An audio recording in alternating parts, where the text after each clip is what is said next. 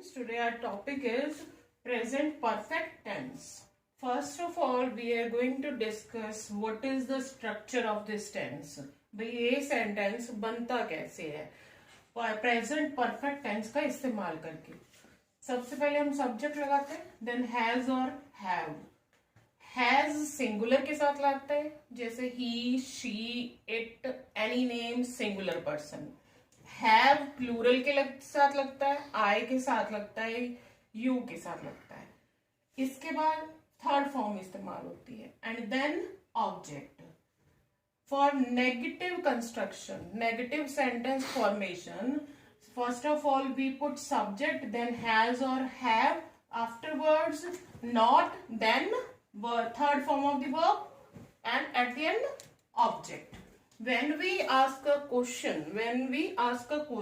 then we put has or have in the beginning.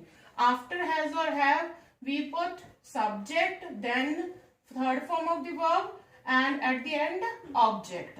And there is a question mark in interrogative sentences. For example, I have completed my work. I have not completed my work. Have I completed my work? इसका मतलब क्या हुआ कि हिंदी में अगर कोई वाक्य चुका है, चुकी है, चुके हैं से खत्म होता है तो उसके लिए हम प्रेजेंट परफेक्ट टेंस का इस्तेमाल करते हैं. अब इस टेंस का इस्तेमाल यूज होता क्या है, कहाँ है और कैसे होता है, इसके लिए रूल्स हैं. टू डिनोट कंप्लीटेड एक्टिविटीज, भाई जो भी कोई फिनिश्ड एक्शन है, कंप्लीटेड एक्टिविटी है, उसके लिए प्रेजेंट परफेक्ट टेंस का इस्तेमाल किया जाता है.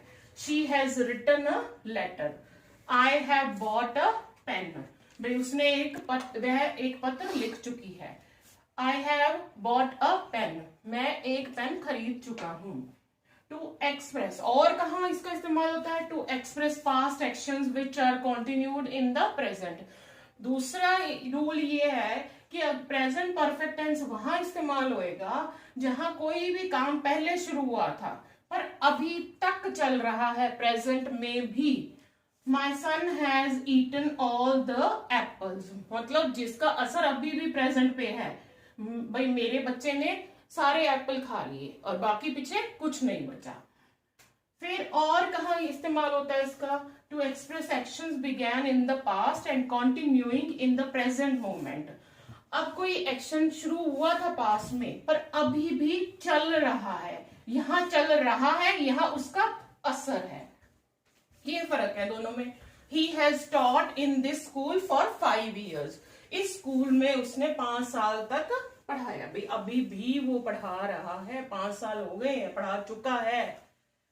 एडवर्ब्स, इस टेंस में हम ये एडवर्ब्स यूज करते हैं, जैसे recently, just, yet, already, up to now. For example, my son has come recently from Canada, भाई मेरा बच्चा अभी अभी आया है, आ चुका है. कहां से, कैनेडा से. She has not submitted her assignment yet, अभी तक उसने अपनी असाइनमेंट सबमिट नहीं की है. The train has already left, train पहले से ही जा चुकी है, already. Rohit has not submitted his project work up to now, अब तक उसने जो है सबमिट नहीं किया अपना प्रोजेक्ट वर्क. इसका मतलब क्या हुआ कि जो भी फिनिश्ड एक्शंस हैं, जो पहले पास्ट में शुरू हुए प्रेजेंट तक चल रहे हैं और पास्ट में शुरू हुए प्रेजेंट तक उसका असर है, उसके लिए हम प्रेजेंट परफेक्ट टेंस का इस्तेमाल करते हैं. So this is the end of the lecture.